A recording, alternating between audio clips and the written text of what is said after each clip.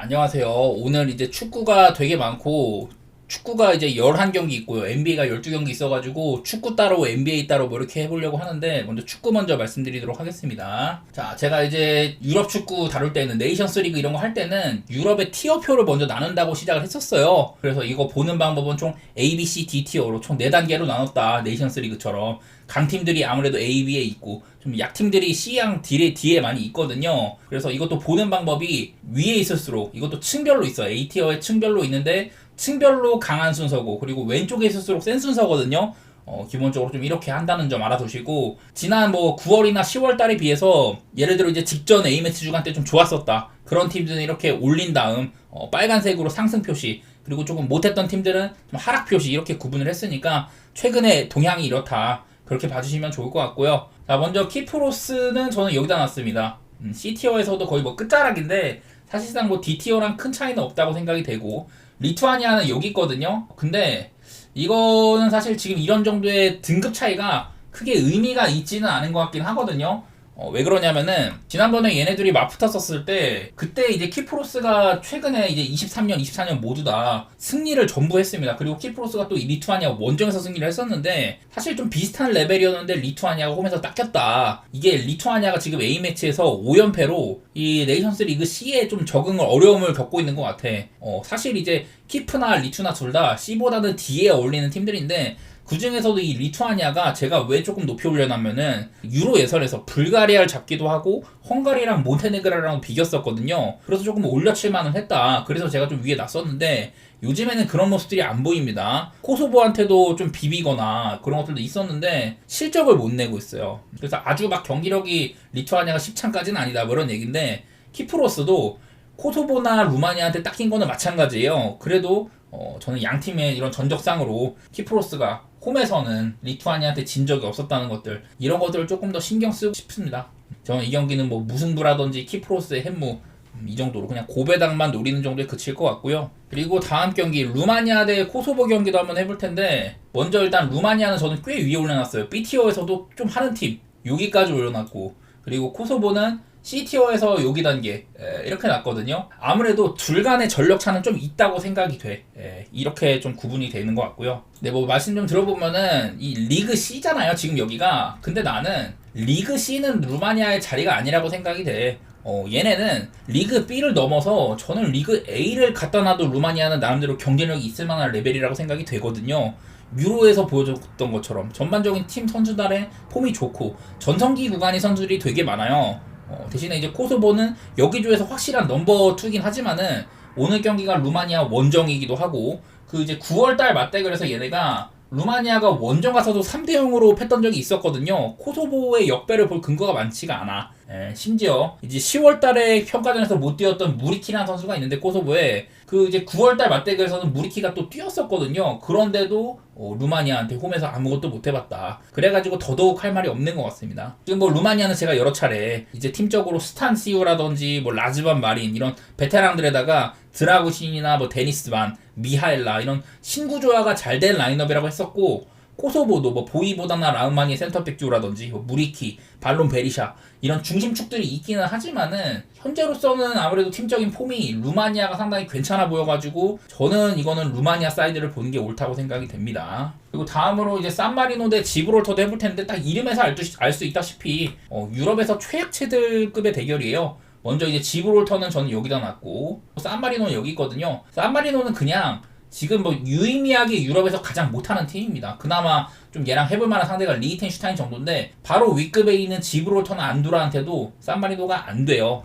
저는 그 정도의 레벨 차이로 생각하고 있는데 사실 지브롤터나 얘네 산마리노나 유로 예선에서는 전패를 했었습니다. 이제 리그 D급 상대로는 지브롤터가 얘네가 5경기 무패 행진 중이거든요. 지난번에 맞대결에서도 그때도 이제 지브롤터가 홈에서 1대 0으로 승리를 하긴 했는데 내용은 충분히 지브롤터가 산마리노를 더 패만도 했었다. 산마리노가 오늘은 홈이고 요즘에 이제 뭐 A매치에서 뭐 20년 만에 리히텐슈타인 잡으면서 20년 만에 첫 승 한 거라든지 그리고 예년에 비해서는 해마다 원래 1년에 한 골 넣기도 힘든 애들인데 득점력이 조금 괜찮은 거 지난 몇 년보다 산마리노가 괜찮은 상태이긴 하지만은 그래도 이제 지브롤터 같은 정도는 그 이제 자국 리그 클럽을 유로파 컨퍼런스 리그 본선에는 올려놓는 팀이거든요.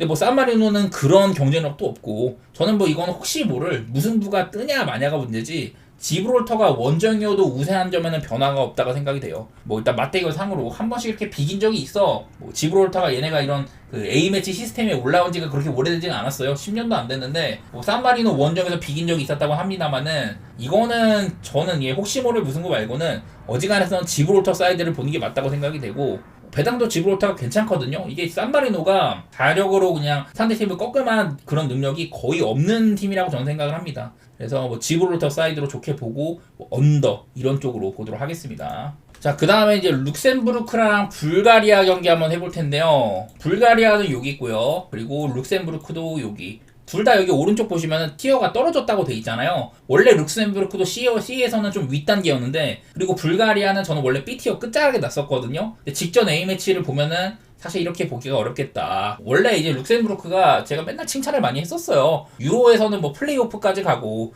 조지아한테 탈락한 이후에 이 룩셈부르크가 지금 A매치에서 6경기째 승리가 없는 상황입니다. 최근에 A매치 동향 살피면 이래요. 루이 콜츠 감독이 14년 동안 집권을 하면서 뭐 네이션스 리그가 출범이 되고 나서 비슷한 레벨들을 상대로 많이 이겨가지고 룩셈부르크가 위닝 멘탈리티도 갖추면서 나름대로 잘 나갔다. 그 결과물이 유로 플레이오프까지 간 거였었다. 이런 얘기들을 했었는데 이제 최근에 동향을 봤을 때는 룩셈부르크 꿀빨기도 이제 좀 그만해야 될 것 같아.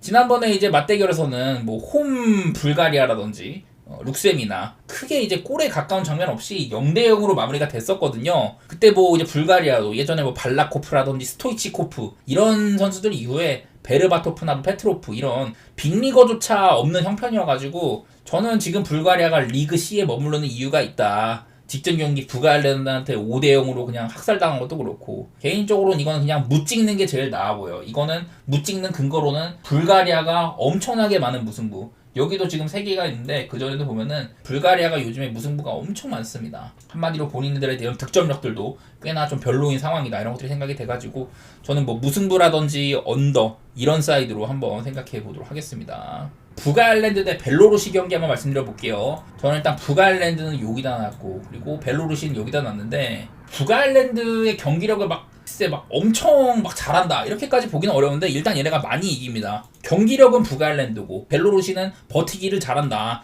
저는 게임을 풀어가는 거는 북아일랜드는 사실 이런 네임밸류보다도 더 잘한다고 생각이 되거든요. 오히려 뭐 이제 직접 불가리아전 때 5대0으로 더 잘하기도 했었고 지기는 했지만 이때도 오히려 북아일랜드가 더 잘했었거든요. 반면에 이제 벨로루시는 사실 버티기 저는 03년생 골키퍼인 라우프호프 골키퍼의 10캐리가 많이 좀 이어지고 있다고 생각이 돼요.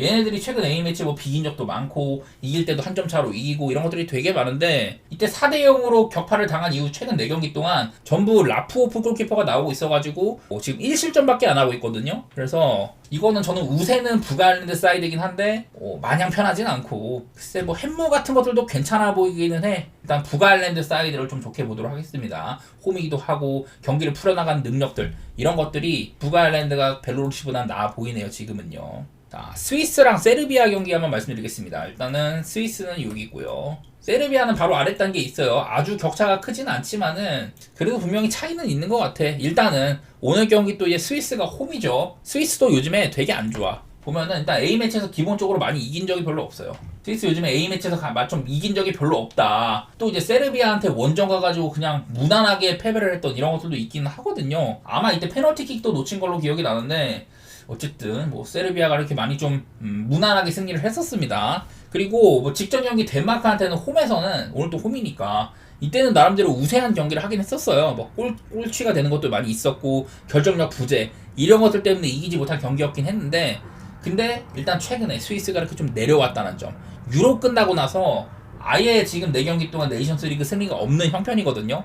선수단 컨디션이 그닥 좋아 보이지는 않는다. 전방 자원인 뭐 엠볼로나 암도니 바르가스 이런 애들의 컨디션은 괜찮아 보이는데 허리랑 후방 쪽이 컨디션이 썩 좋지가 못해요. 유로 시절에 그런 모습들이 안 나온다. 이런 생각이 들고 뭐 아까도 말했다시피 세르비아가 홈에서 스위스를 2대0으로 쪼갰었는데 사실 뭐 라인업에 여러 실험적인 시도라든지 그런 것들을 하면서도 이겼던 경기였었거든요. 저는 맨날 이제 세르비아는 가진 자원에 비해서 조직력이 별로다. 이런 얘기들을 많이 들었었는데 사실 그런 거는 여전히 좀 변화는 없어 보이긴 해요. 세르비아의 조직력이 좋아졌다거나 칭찬할 부분이 많지는 않은데, 원래도 저는 스위스가 세르비아보다는 약간 윗레벨이라고 생각이 되고, 최근 들어서 조금 내려온 셈이다. 저는 세르비아가 끼케야 그냥 무승부 정도만 거둬도 꽤 성과라고 생각하거든요. 아무래도 홈바를 생각하면은 스위스 사이드를 살짝 본다든지 무승부 게임 이런 것들로 생각해 보도록 하고, 저는 뭐 스위스의 햄무라든지 무승부 그런 쪽으로 좀 다뤄보도록 하고요. 그 다음에 덴마크 대 스웨덴 경기가 있는데 기본적인 격차가 좀 있죠. 덴마크는 여기 있고 스페인은 거의 뭐 두 단계가량 위에 있다. 이게 아마 가장 큰 문제가 되는 건 스페인의 결장일 거예요. 지난번 이제 10월 달에도 A매치 주간 때도 스페인이 부상자가 엄청 많았습니다.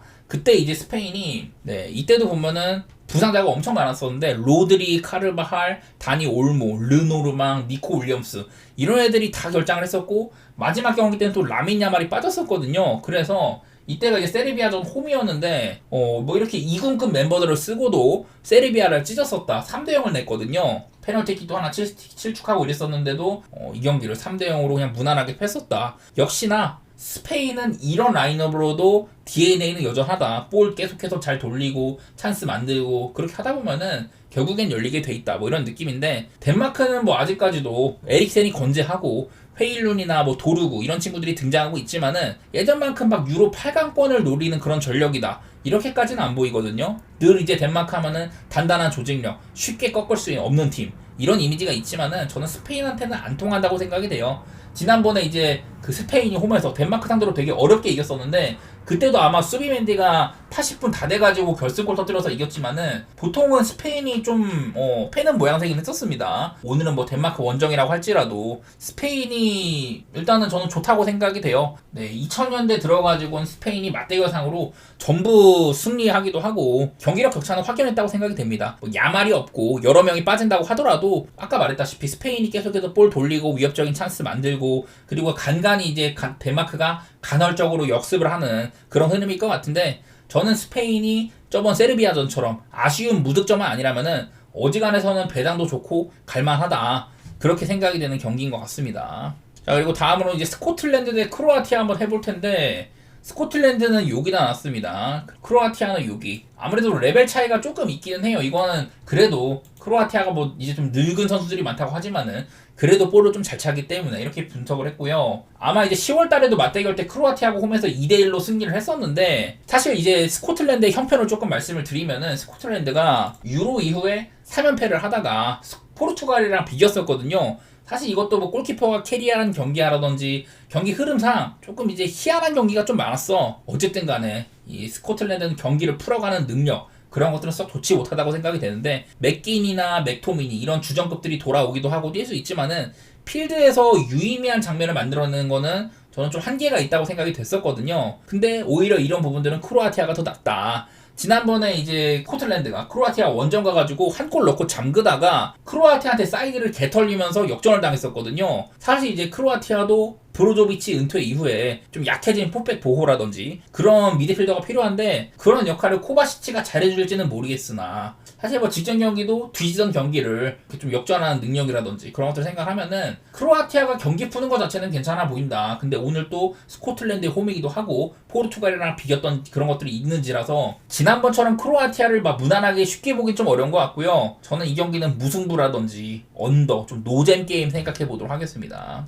그 다음에 이제 포르투갈 대 폴란드 경기 한번 말씀드릴게요. 포르투갈은 저는 여기다 놨습니다. 지금 유럽에서 한 3번째 정도로 잘한다. 폴란드는 A티어에서도 거의 뭐 끝자락에 있는 이런 형편이라고 생각이 되는데 그 폴란드가 지난번에 이제 폴란드 원정을 갔었거든요. 그때 그냥 포르투갈이 개패어. 레앙이 아주 미친 포스를 내뿜은 경기였었고 요즘에 AC 밀란에서의 모습도 굉장히 훌륭합니다. 레앙이. 물론 이제 포르투갈이 다 늙은 호날두를 아직도 쓰고 있기도 하고 약간 뭐 죽은 자식 불알만지는 그런 느낌이긴 하지만은 호날두만한 공격수도 별로 없다고 생각이 돼요. 좋은 선수들이 많이 안 나타나고 있긴 한데 여전히 중원에 뭐 베나실이라든지 브페, 비티냐 이런 친구들이 지원하는 공격 작업을 바탕으로 끊임없이 막 상대 박스를 타격을 하고 이러면은 저는 무난하게 차이를 벌릴 수 있다고 생각이 됩니다. 오늘 경기는 또 홈이기도 하고요. 물론 이제 폴란드도 좀 전성기 멤버들이 뭐 나이도 들어가고 은퇴도 하고 이러고 있는데 사실 뒷세대는 이전 세대보다는 못하다고 생각이 되긴 하거든요. 원래 이제 좀 포르투갈이 메이저 대회 본선 무대에서는 지난번에 유로 때도 포스를 못 보여주기도 하지만은 그래도 이런 예선 같은 것들은 개패는 애들이다. 오늘처럼 네이션스 리그 같이 중요도가 떨어지는 무대는 어지간하면은 포르투갈이 좋은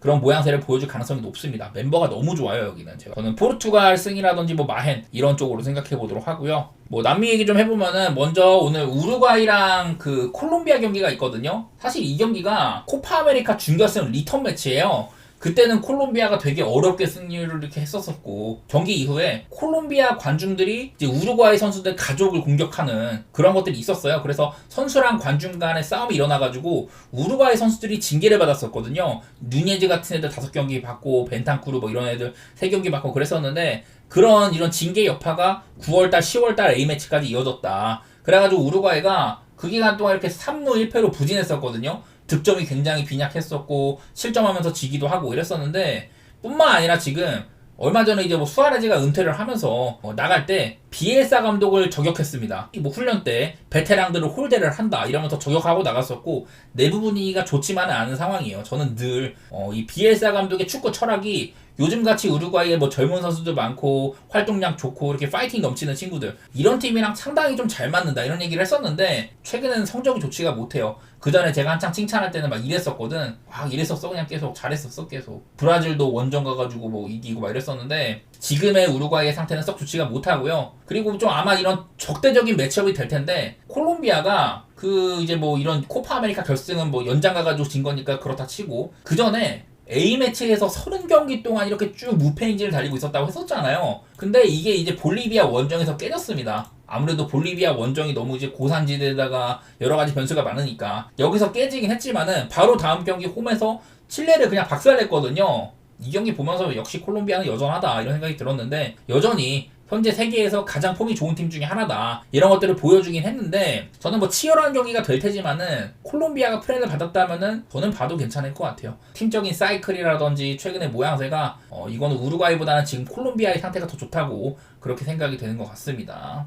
그리고 다음 경기 이제 페루 대 칠레 경기도 있는데, 아까도 잠깐 순위를 봤지만은 남미 예선에서 9위와 10위, 꼴찌와 바로 꼴찌 위의 대결이에요. 유의하게 지금 남미 예선에서 승점 5점, 6점 이렇게 한 자릿수 승점을 거둔 팀들이기도 하고, 이미 이제 이 정도면 월드컵 진출권과는 꽤나 거리가 있다고 생각이 돼요. 페루는 3득점으로 득점 꼴찌, 그리고 칠레는 득점은 뒤에서 3등, 실점은 2등입니다. 이런 모양새여가지고, 특히 이제 칠레는요, 예선에서 7경기째 승리가 없어요. 그리고 얼마 전에 볼리비아한테 사상 처음으로 남미에서 원정승을 내주기도 했다.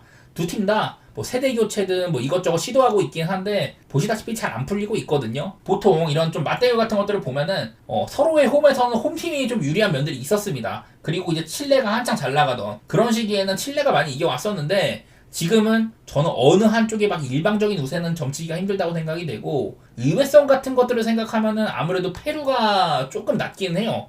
홈이기도 하고, 요즘에 최근에 보여준 모양새도 칠레가 너무 실망스러워가지고 저는 페루 사이드를 살짝 좋게 보는데, 케야 뭐 페루의 승도 이제 핵무 가능성이 높죠. 큰 점수차로 이기는 거는 그려지지 않는다. 이 정도의 느낌만 말씀드리도록 하고요.